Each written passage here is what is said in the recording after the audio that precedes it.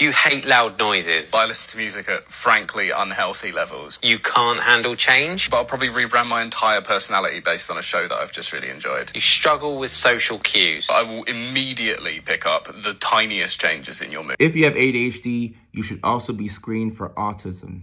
Notice how in this video that I stitched, the autism contradictions look a lot like the ADHD contradictions. So with ADHD, you don't like people rushing you to do things at the last second, but then you like to be spontaneous. You don't like it when people interrupt you when you're talking, but then you like to interrupt people. You don't like waiting in lines, but at the same time, you show up late to places and you expect people to wait on you. You don't like it when people are touching you and when it's loud and people are messing up your environment. You get easily overstimulated. But at the same time, you like to blast your music at loud volumes and have the time of your life when you're home by yourself. A lot of these behaviors that you see in ADHD, you also see them in autism, especially when it comes to contradictions. We know autism to be a spectrum, but ADHD is also a spectrum. We don't look at it that way, but it is a spectrum. We say autism spectrum disorder, and we know that in autism, you have the different levels. You have level 1, level 2, level 3. The higher up the number goes, the more support that person would need. So if you're level 3, there's a good chance that you're an autistic person who is nonverbal and you communicate in non-traditional methods. So this is by gesturing, pointing, other ways of communicating. It could even be singing.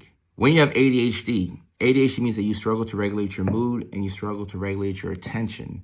There's 3 different types of ADHD. You have the predominantly inattentive type. This is the person, often women present this way, and that's why they have to wait so many years for a diagnosis.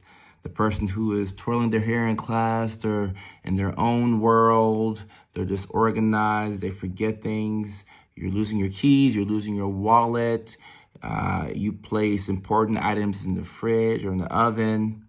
You go into the kitchen and you forgot why you went into the kitchen. You know you needed something in there, but you don't know why you came into the kitchen. That's a predominantly inattentive type of ADHD. Then you have the hyperactive impulsive type. This is the person who's going to cut you off mid-conversation.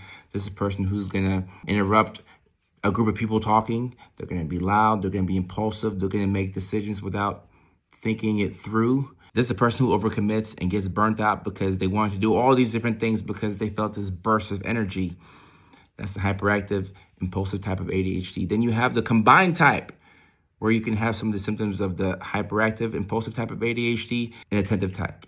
So y'all can see how that's a spectrum. ADHD is also a spectrum. The same way that autism is a spectrum, ADHD is also a spectrum.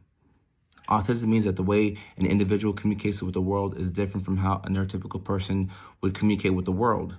And because in ADHD, you struggle to regulate your mood and your attention, it's going to be hard to communicate with the world. How can you communicate when you're upset?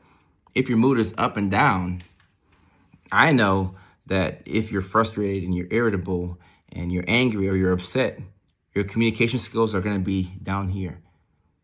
And as we relieve your frustration and as your mood is more regulated, your ability to communicate is going to be improved.